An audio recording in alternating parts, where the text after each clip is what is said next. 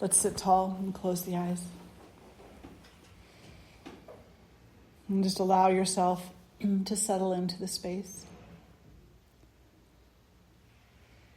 And settle into the space that you occupy. And settle into your heart.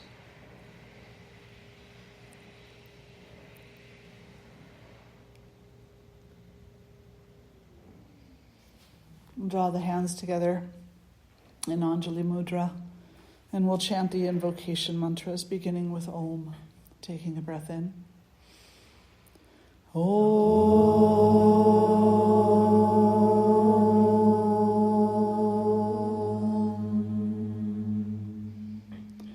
Shri Guru Bhyo Namaha, Hari Om. Ganana antva ganapatigom havamahe kavin kavinam upamashravastamam jeshtarajam brahmanaspata anashrinvanuti bisidha sadhanam mahaganapataye namaha.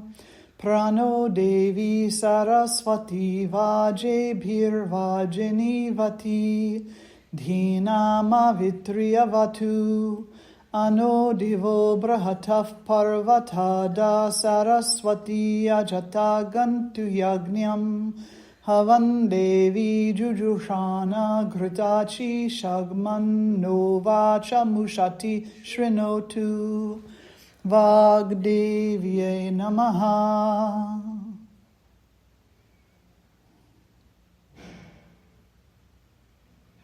And gently releasing the hands down. What should we talk about?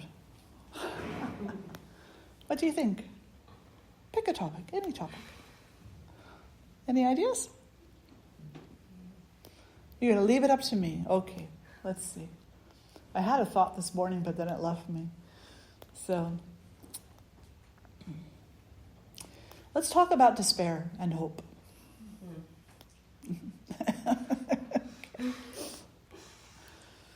Because these seem to be opposite sides of the same coin, right? And if you think about it, on some level, they both have a lot to do with faith. So first of all, what is despair? Despair is the experience that we have when things have been continually disappointing to us for any number of reasons. It could be egoic reasons, it could be heartfelt reasons, it could be, anything on the gamut. But for some reason, many things have been disappointing to us. And we begin to move from a place of enthusiasm to a place of lack of enthusiasm and even dread. We fall into a state of despair. And we don't look forward to things any longer.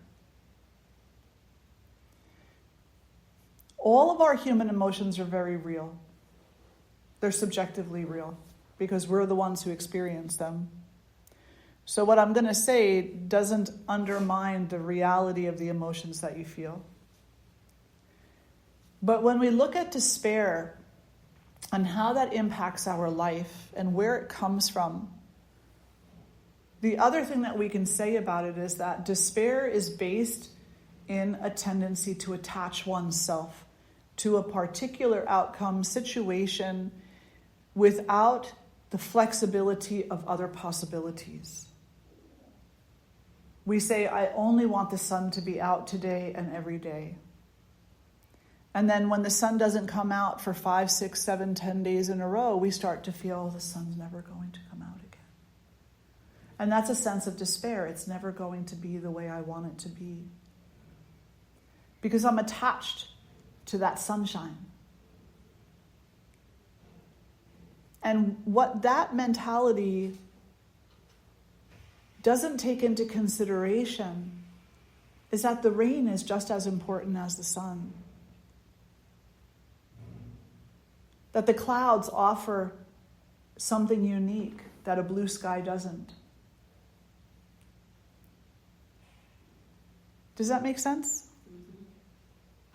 So when we are experiencing despair, we're experiencing a very real emotion.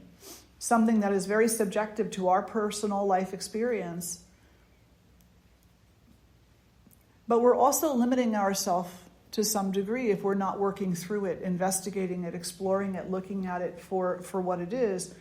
Then we're also limiting ourselves, because when we fall into a state of despair, we say this and no other. This way and no other way. Now you know that even if the sun doesn't come out for 10 straight days, you know that at some point it's going to. So there's a patience there as well, right? There's a component of patience, of saying, I can wait and have faith in the waiting. So the sun is not out today.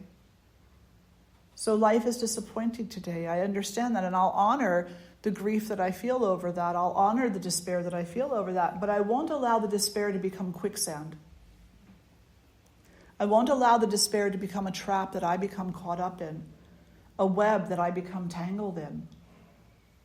Instead, I will accept the fact that this emotion is moving through, and I'll continually remind myself, even if at first I don't believe it, this too shall change. It will be different in just a few breaths, a few steps, a few moments, a few days. It will be different again. Now, the ego doesn't want to hear that it's going to be different at some point. The ego wants it different now. I want what I want now. And that's okay. It really is. As long as you know that that's what's happening. As long as on some level you understand that the ego is stomping its feet. It's having a little bit of a tantrum, and it's bringing that tantrum forward by way of despair. And in most situations, and I'm going to give you a couple of exceptions to this in a moment, just remember that there's a good portion of the despair that we all feel in this lifetime that is ego related, that is attachment related. That is really an invitation to us to learn about the power of detaching. And the best way to detach is to begin to see the other possibilities that we're not looking at, the potentialities that exist. Now, there's a couple of exceptions to this. And they're not really exceptions, but they are, sort of. They require a different kind of work. And that's the kind of despair that comes with grief over the loss of a loved one. The kind of despair that comes by way of trauma. The despair that an individual feels in those types of situations. Despair is a necessary emotion. If it wasn't necessary to some degree, you wouldn't have it. But the problem with it is that it's a slippery slope. You're really only meant to feel it for a little while and then allow yourself to flow into the next emotion. But we become attached to it because it's very sticky. It's like flypaper, right? There are some emotions that are like that. They trap us. They hold on to us. And despair is like that. So even when we're in that type of situation where we've lost a loved one, and here I'm speaking from my own experience, having lost my husband. When we've lost a loved one, there's going to be a despair, and we can comfort ourselves by acknowledging that, by accepting that, and then saying, but there's also a love that I can rely upon, that I can settle into, that I can remember, that I can take comfort in. I don't have to see about comfort within despair. Instead, I can look for the comfort in love. And those are two really different things. Does that make sense? Mm-hmm. The individual who looks for comfort in despair isn't going to find it. Because what despair eventually does, if it hangs around too long, is it zaps you of your energy. It takes away your vision of living and aliveness. It steals from you your hopes, dreams, and aspirations. It somehow leads you to feel that this life is not going to be anything but hurtful and sorrowful. So while initially, that first level of despair that we feel upon a great loss or a disappointment, that first level of despair is actually normal. It's when it goes past that, which for a lot of people it does. That's when we have to be mindful. And I'm not one for a lot of self-help books, because I really feel like there's one book that you all need, just one. It tells you everything you need to know. Bhagavad Gita. Pick up a copy. We have them in the shop. Eknath Eshwaran's copy is, in my humble opinion, the most approachable. And just read it and read it and read it. And don't worry about the 13-syllable long names. Just call them Person A, Person B, Person C. Unless you are fluent in Sanskrit and Hindi and whatnot.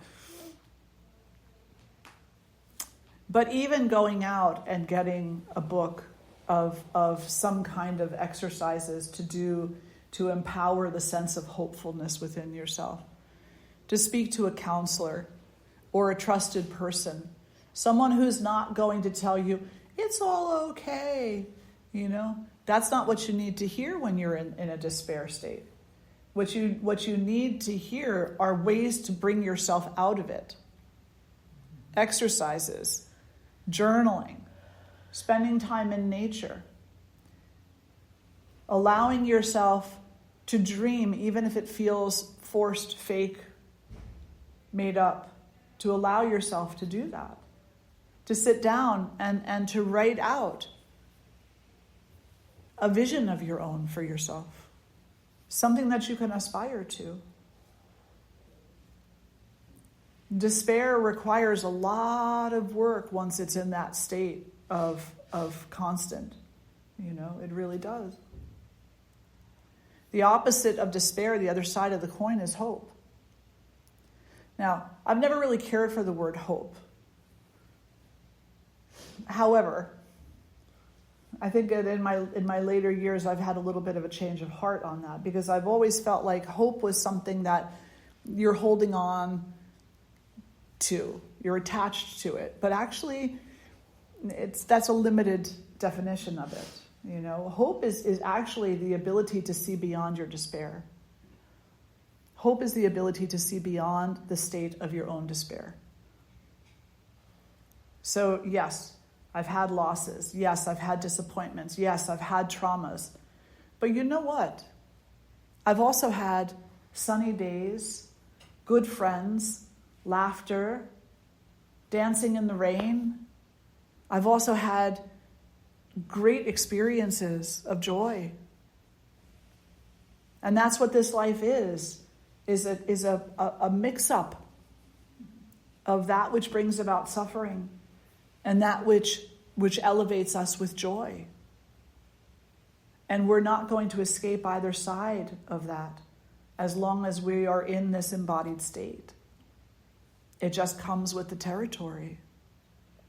So to have hope is to empower oneself to see beyond the limitations of one's own despair and to begin to envision life as the diversity that it is.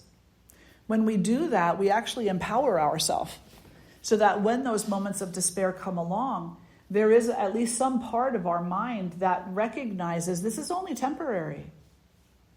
It feels like it's here forever, but I know it's only temporary. Because sooner or later, a friend's going to show up and crack a stupid joke, or someone's going to invite me to kirtan, or I'm just going to go to kirtan, or I'm going to sit down and chant, 10,000 repetitions of a mantra, something, and it'll change. It'll just all change. So hope is necessary, actually, because it's what gives you the ability to make those little changes. To pick up the phone and call the friend. To make an appointment with the counselor. To see that there's beauty in the clouds as much as there is in the blue sky. It's a weird thing to say. My husband's passing was sorrowful to me. He was my life partner. I loved him with all my heart, and I still do, and I always will. And the moment that he died, and he was ill for about 5 years, but even still, you don't expect it, you know? You don't expect it. And I had always thought of myself as growing old with him. We were going to have matching rocking chairs on the front porch, you know? We were going to sit there. He was going to be working with his gadgets like he always did. And I was going to be reading a good book on yoga like I always did. And so now all of a sudden I had to have a new canvas. I had to come up with something else, some other plan. So my husband's passing was absolutely full of despair and sorrow for me. But my husband's passing was also beautiful. It was beautiful. His soul is free. Until he comes back again. Because we, you know, in this tradition, we have faith in reincarnation and the life, birth, death cycle. But in this moment, he's just that consciousness. He's everywhere. So he's not somewhere where I don't know where he is. He's everywhere. I know where he is. Without a doubt, I know exactly where he is. He's here, he's there, he's everywhere. He has never left me. It's only my human mind and my human heart that feels like he's gone. But he's not. Does that make some sense? Yeah. It's a reality that there is both horribleness to this world and great beauty to this world. And oftentimes they're seen in the same moment. The very same moment. I remember Gandhi in an interview one time. Was it Gandhi? I do believe it was Gandhi. In an interview one time said, I guess he was doing some service work with those who were starving. And I think it was in Africa, if I'm not mistaken. He was part of a group that went down there. He led a group down there to bring food and to bring water. And he reflected, he said, you know, you go into these places where there is true human suffering, deep, deep human suffering. He said, and then you look in their eyes and you see the most intense beauty, the most amazing, universal beauty. He said, how can these two things be true in the same moment? That there's this intense despair, but also this amazing hope, this intense suffering, but this healing beyond our ability to understand, this absolute horrific scene, but yet also a beauty that is difficult to put into words. But isn't our life like that? Every day, every moment of every day, we are a dichotomy. But we don't want to be. We want comfort. We don't want disappointment. We want things to be a little on the easy side. We don't mind if it's a little bit difficult, long as it's not too difficult. A little bit difficult is okay, long as I have everything I need to get past the difficulty. You know, we want conditions, and we have conditions for those conditions, for sure. But that's not life. That's not life. You can have all the conditions you want, and she'll just laugh and say, at some point you're going to find yourself in the rapids without a life preserver, and you're just going to have to be there. You're just going to have to be there. And it'll be scary, and it'll be uncomfortable. And you'll find your way, one way or another. I love the statement, the universe never gives you anything that you can't handle. And I had a student one time who came to me and said, I hate that statement. I really can't stand when people say that. And I said, well, why? And she said, because it's not true. I said, tell me how it's not true. Just listen to this statement. The universe will not give you anything that you are not able to handle. She said, well, it's not true. I can't handle this and I couldn't handle that. And I said, yes, you did. You handled it. No, I didn't want to. I said, that's not the same thing. Just because you didn't want to doesn't mean you didn't do it. And just because you don't think you did it well doesn't mean you didn't do it. Whatever the universe hands you, you will handle it. Whether you want to or not, whether it has the outcome that you're looking for, whether you think you're capable or not, you'll still handle it to the very best of your ability. And if you ever find yourself in the wilds of the water being tossed about by the waves, you'll handle that too. You will. Every single one of us finds ourselves in that situation over and over and over again. And ultimately, we handle it. But it doesn't come out the way I wanted it to. But that's not the same thing. Just because you don't get what you want in the end doesn't mean that you didn't show up in whatever way you could to the moment. The outcome is not within our control. Only the work to be done. I think that's one of my favorite quotes from the Bhagavad Gita. Arjuna is sitting there in conversation with Krishna, who is the Godhead, and he's realized finally, before this he thought he was just his cousin or his friend, special person, yeah, sure, but God. And then Krishna is talking to him, and Arjuna is like, I don't get it. You keep talking about the past and the future like you've been here before. You keep saying that we've done this, but who are you? Because I don't remember any of this. And Krishna says, well, I'm before time, I am after time, I am everything that fits within time. Because time is a construct of your mind, of the human mind. I'm timeless. I've always been here. Always, and I will always be here. And eventually he reveals himself because Arjuna asks him. He says, show me the truth of you. Let me see you as you really are. And Krishna is like, might not be a good idea. I don't know if your human mind can handle it. You can't even handle the diversity of up and down, in and out, despair and hope. And you want to see the truth? The big truth? And Arjuna is like, I'm ready. So Krishna shows him the truth of himself.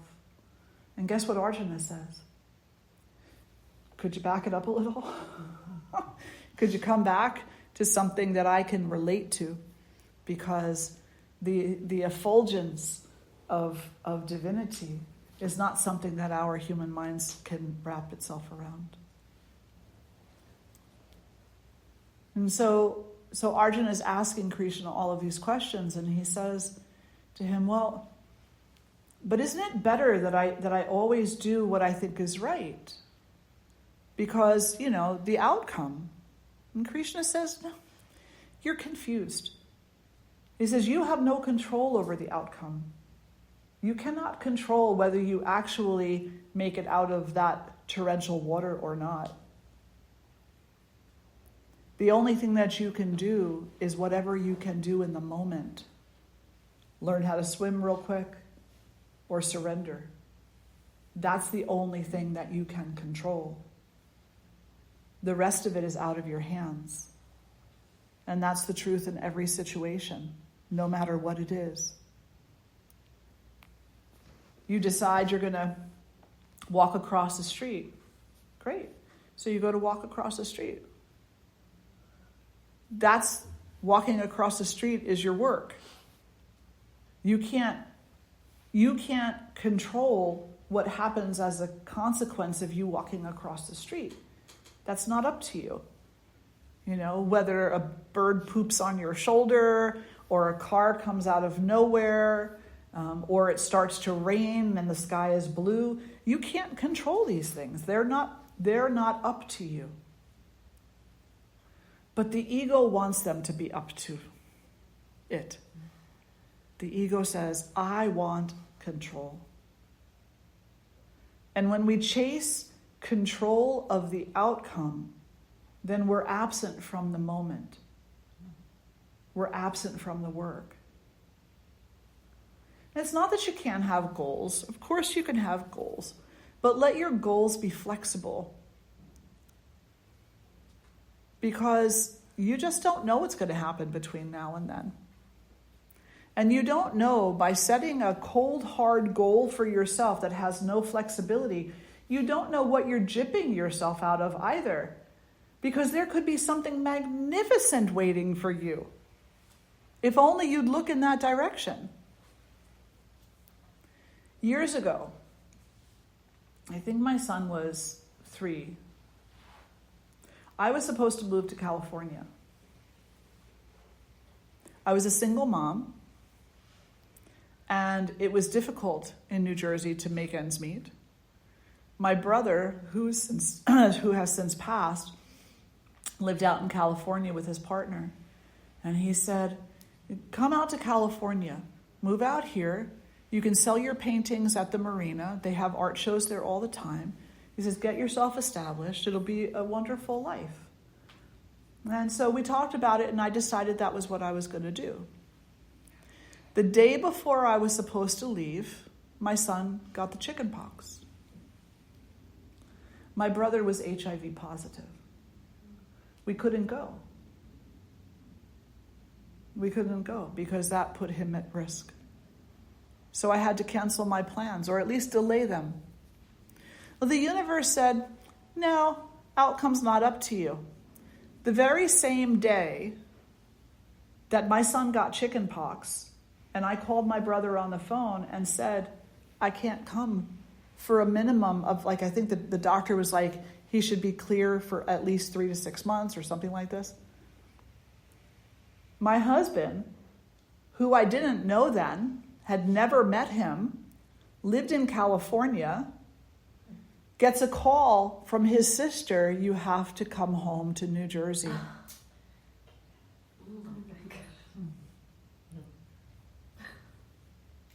Outcome's not up to you. Universe has it all on your path. So he comes to Jersey, and we met. We would have met in California had I gone there,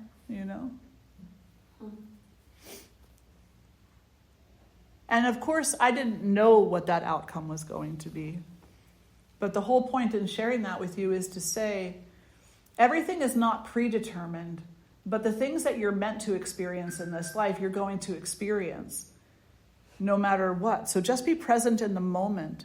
Take care of what has to happen in the moment and have faith that what is meant to come your way is going to come your way. And also understand that it's not all going to be comfortable. It's not all going to be sunshine. That there's going to be some rainy days. Enjoy the days where the sun is shining. Have a complete appreciation and gratitude for that. Conserve your energy. Don't worry so much.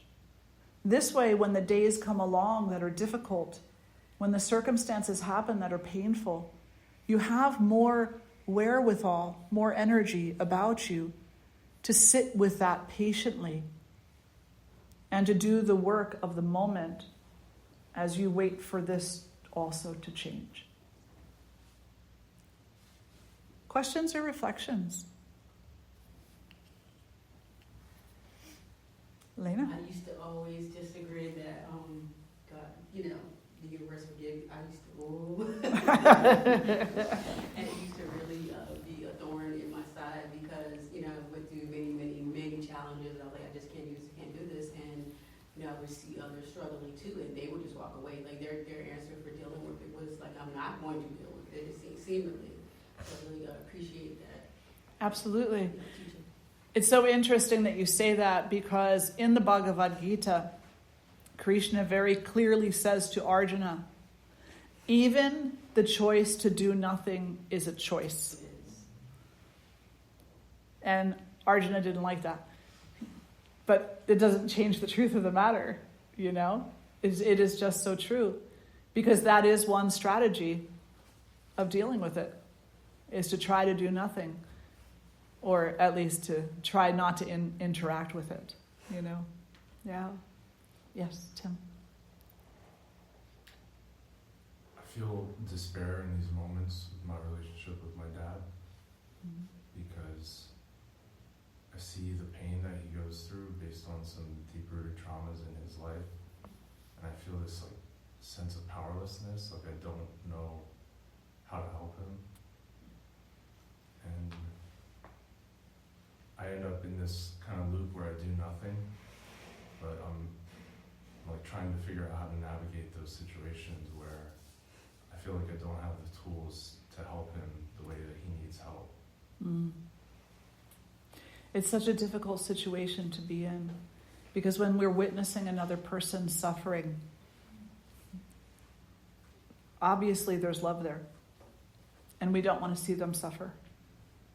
But suffering is a natural part of this life, and that's the work.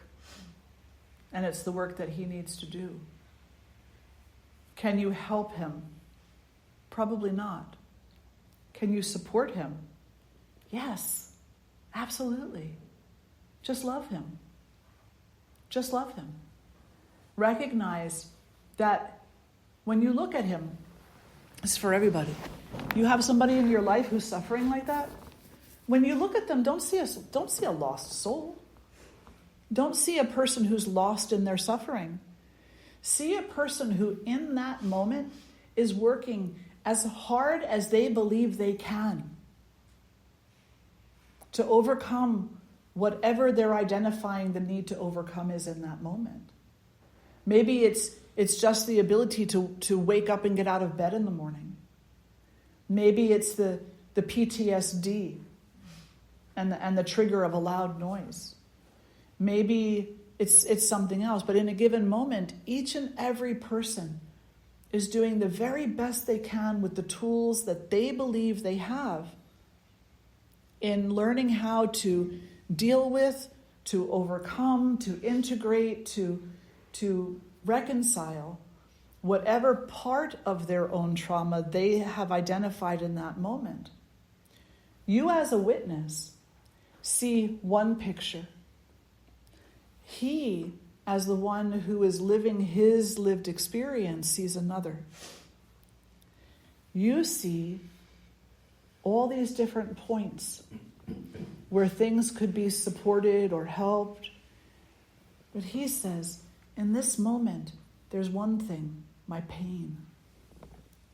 And when an individual is in a place of pain, it's very difficult for them to become a witness to their own picture. So the first thing is just love him. And the second thing is acknowledge that you see him. Acknowledge that you see. You know, if he's in the throes of suffering in a given moment, and I don't know the situation, the particulars, but what I can say is that when a person is in a state of deep suffering and there's a lot of fear there, there's a lot of resistance there, there's a lot of anger there, that sometimes just a kind word is all that you can provide, that he might have the room for. Imagine, do this. I've done this with some of you before, right? You know you're going to hold that for a while now. Yeah, just keep holding it. Just keep holding it. Just keep holding it. Hold it tighter. Imagine that this is the energy that your dad has in a moment where he's very, very thrown by his own pain. Now, look at your hand as if it were a being and say something. Say, you're going to be okay. You're going to be okay. Can it hear you? Say,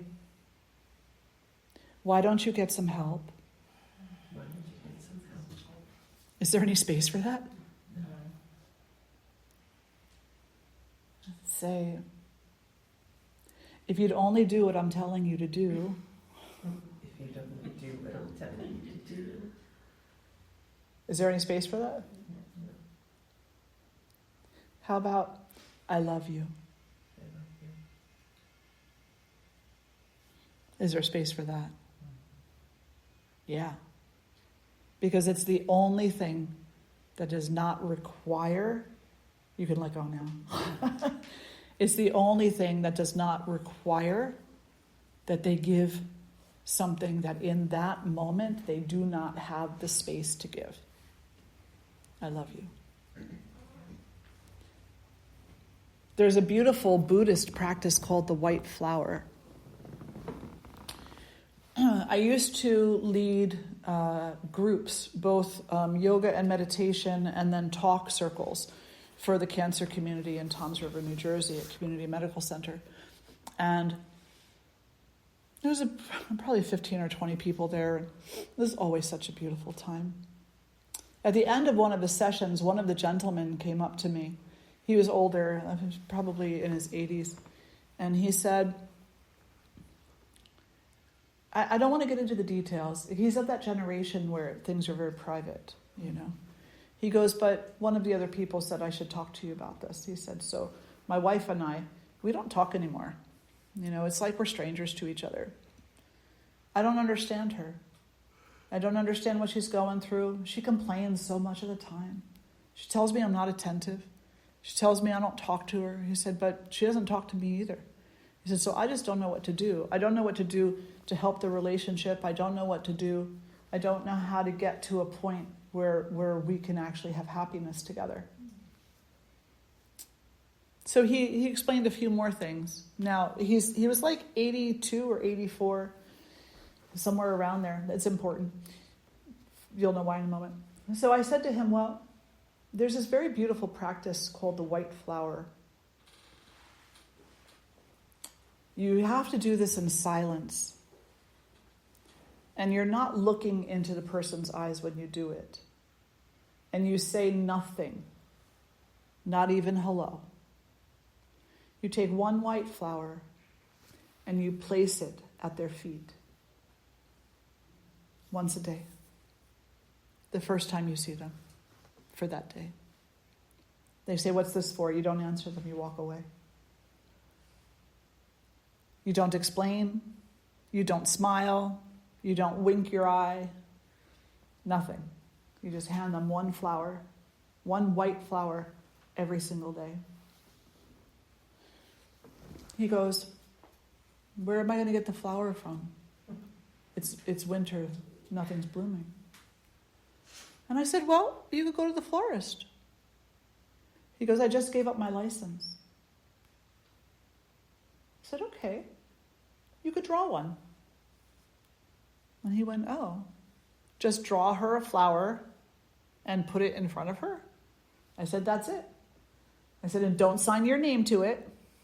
Just draw her a flower, and without looking in her eyes, just humbly place it right in front of her. If she's sitting at the table, put it on the table. If she's standing up, put it at her feet. Do not put it in her hands, and do not hand it to her face. Right? It is a humble action. So he's like, that's weird. I said, I know. Just try it. Let me know how it goes.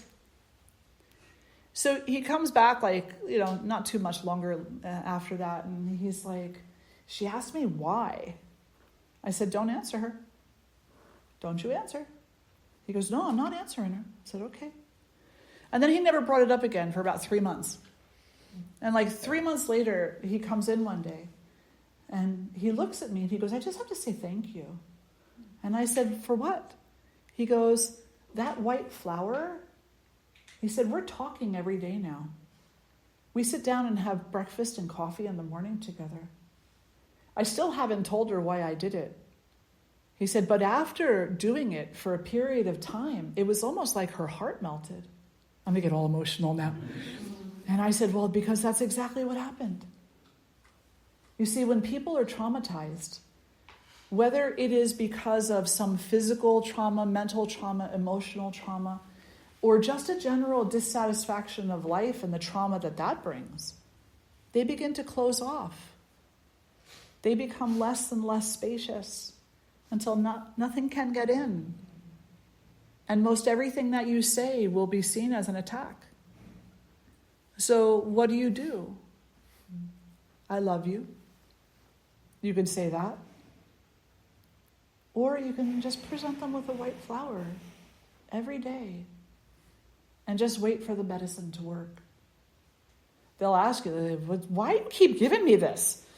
What am I supposed to do with it? Don't answer. Just walk away. And eventually, it's going to lead to something else. So try that with him. And you never know, maybe he'll be open to talking a little bit more. And eventually, maybe he'll be open to support services of some sort or another. And if you want to talk further about this, let me know. And then you can let me know some particulars and I can give you some other suggestions. But that's definitely that's a starting place. I can give you a little hint too. It works with you too. Works for you. You to you. You to yourself. Now. Yes, JD? In relation to what Tim said, thank you, Tim, for sharing. Yes. Very much. Appreciate that. And how, as the individual looking upon the one suffering, right, and we can offer these things, but what's the best way then for us to not have that attachment, almost that time, like to be, because I find myself in these situations just doing nothing, as opposed to trying to figure out that space within which I can approach the situation just as you're saying, or be a part of it without continuing the suffering myself. So there's three things here. The first is that we're talking about someone that you love, someone who you have great affection for. And so because you have great affection for this person, you do not wish to see them suffer. So we have to have a little bit of a reality check there and say, just because you love someone doesn't mean that they're not going to suffer. That's not what your love is about. Your love doesn't get more comfortable. Your love is actually tested in the more difficult times. So can a person go through the throes of their own trauma and you love them anyway? Can you allow your love to be a support for them? Not a fix and not even a help, but a support. In that, it becomes more unconditional. Like my love for you doesn't necessitate you be healthy. My love for you doesn't necessitate that you be free of trauma. Right? My love for you doesn't necessitate this. It's not conditional upon those things. The second thing is less aligned with the love that we feel, because there's multiple layers that we're always functioning on. The other one is that it's uncomfortable to see other people suffer. Especially people in close proximity to us. It's uncomfortable. And why is it uncomfortable? Because it's inconvenient. And no matter how much we don't want to believe that we would feel that way, it's really important that we acknowledge that to some degree we do. That we feel that your suffering is an inconvenience to me. Because it's only when we acknowledge that we recognize the lack of compassion. And we can actively start to work to cultivate more compassion and acceptance within ourselves of this individual's current condition and of a condition which we will ultimately find ourselves in at some point in time, in some way, shape, or form. And that's the third. You are a direct reminder to me of what I am also going to go through to some degree in this life. One of the things I appreciate about India has a lot of problems.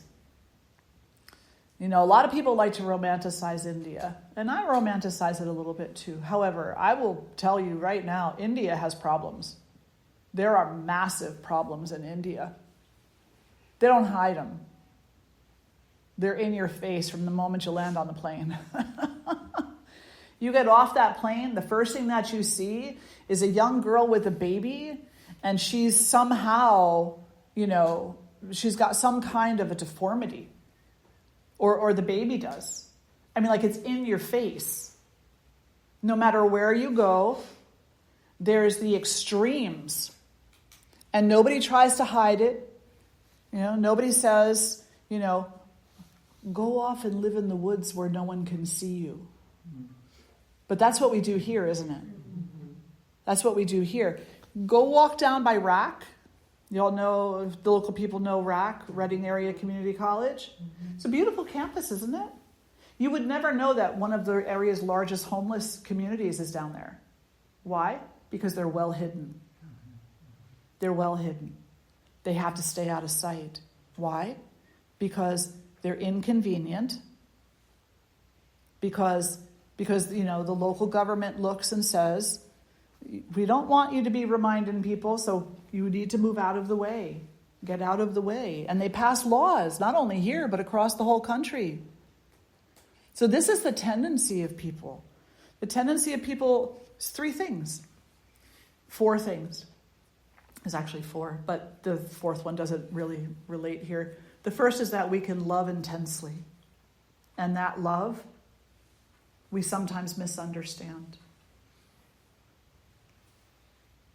It doesn't make us a better person, partner, child, sibling, to look and to say to somebody, I love you. I don't want you to suffer like this. Instead, look and say, I love you. I love you. I just love you. I just love you. And whatever you're going through, I'm here with you. I don't know what it is. I can't say specifically, but what I can say is I'm not going to run from it. I'm not going to run from it, and I'm not going to run from you. The second thing is that we look at things convenience versus inconvenience. And we do. Even if we're in the throes of love, we're also in the throes of convenience. It just is the way the ego functions. The third is the deadly reminder. We don't like those reminders. We just don't. Unless they're pleasant. Right? Everybody likes the lottery winner. Right? Nobody likes the lottery, winner who lost all their money. Because the reminder there is that we very easily waste things away. We very easily overlook the necessities in favor of the eccentricities. Nobody likes that one. But we do like to see the person win the lottery, because then it means that might happen to me too. Right? And then the 4th one, which isn't necessarily relevant here, is that we can hate as intensely as we love. Right? I mean, it's relevant, but it might not be relevant in this particular conversation. Yeah. So acknowledging that those first 3 tendencies, and maybe even the 4th, depending, exist within us. Be humble enough to accept that as our human condition. And then to ask yourself, how can I be of greatest service? The greatest possible service here. The greatest possible service is not to take away someone else's suffering, because you can't. The greatest possible service is to sit and hold their hand in the midst of it and remind them that they're loved and that they are lovable, even when they're in the depths of their own despair. Yeah.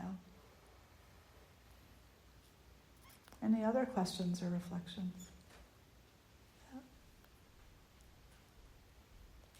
Intense conversation, yes.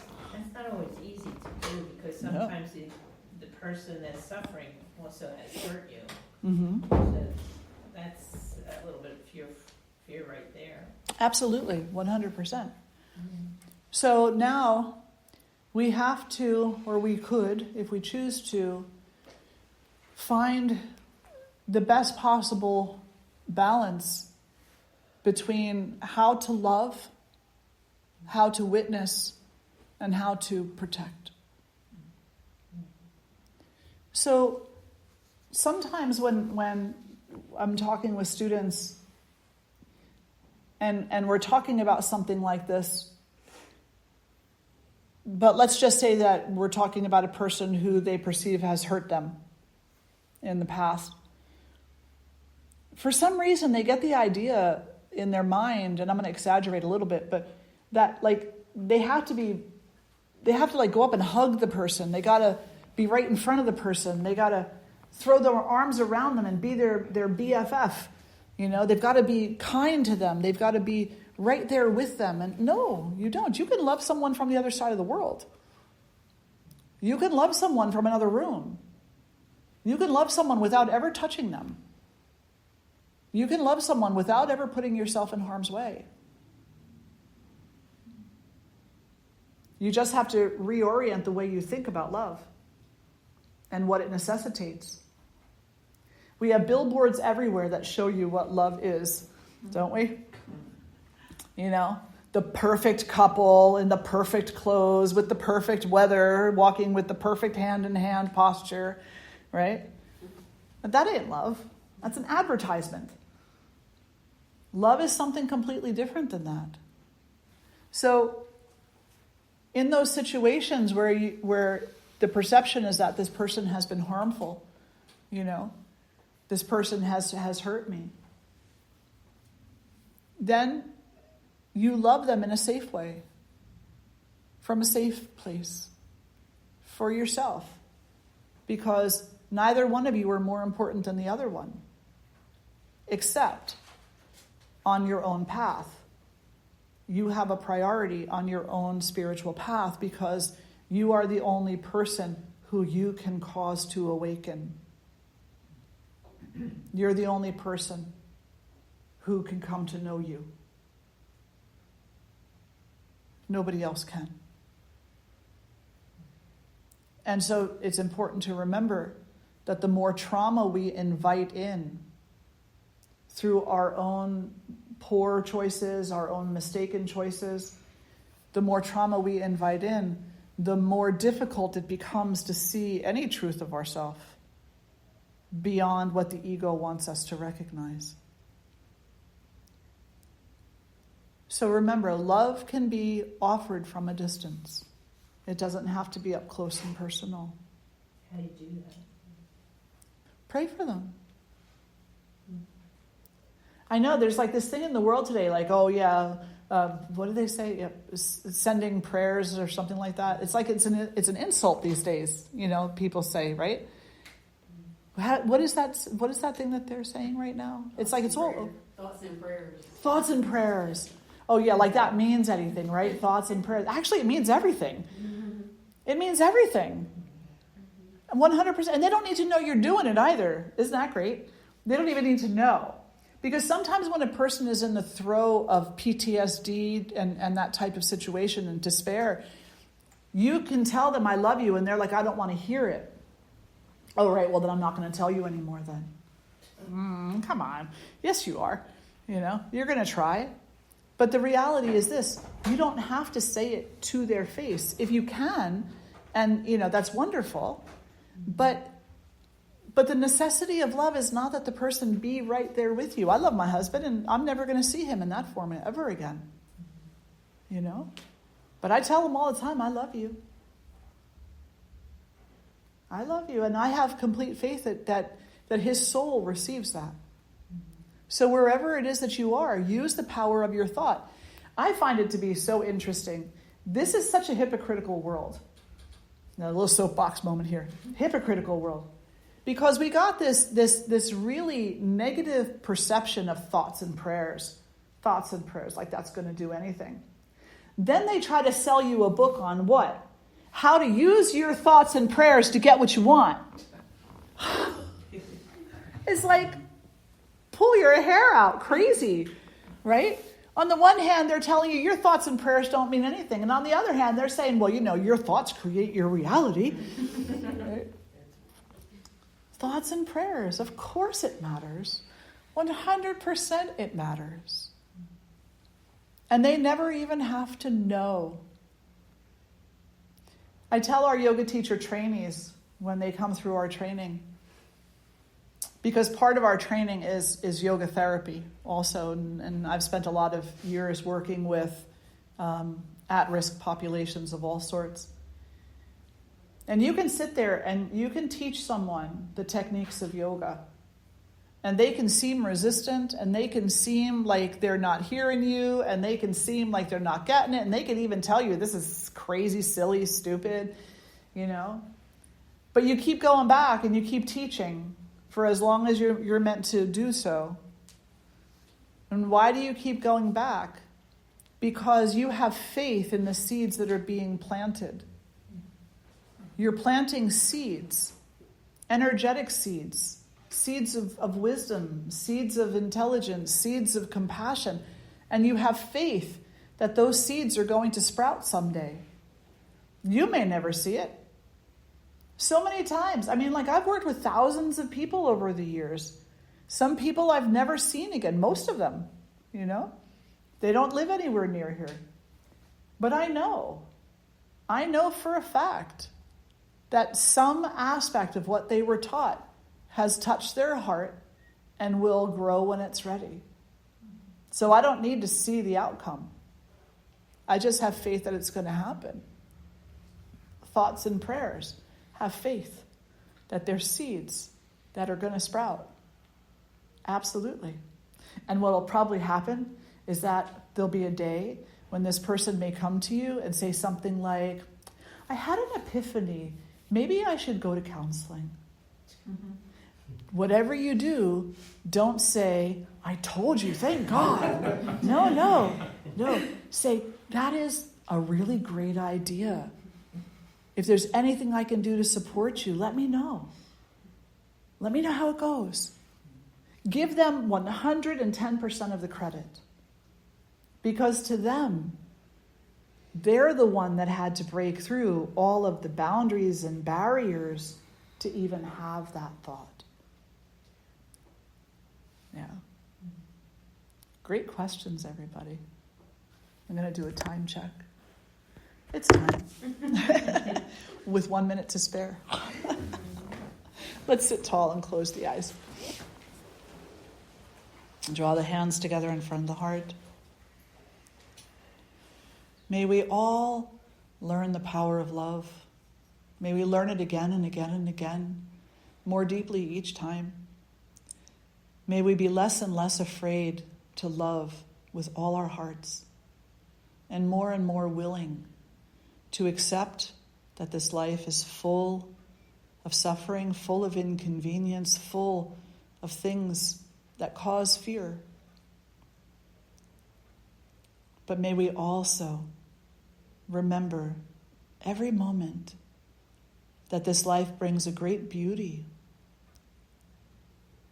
a great comfort, and a great unity. We'll lift our voices in one Om, taking a breath in. Om.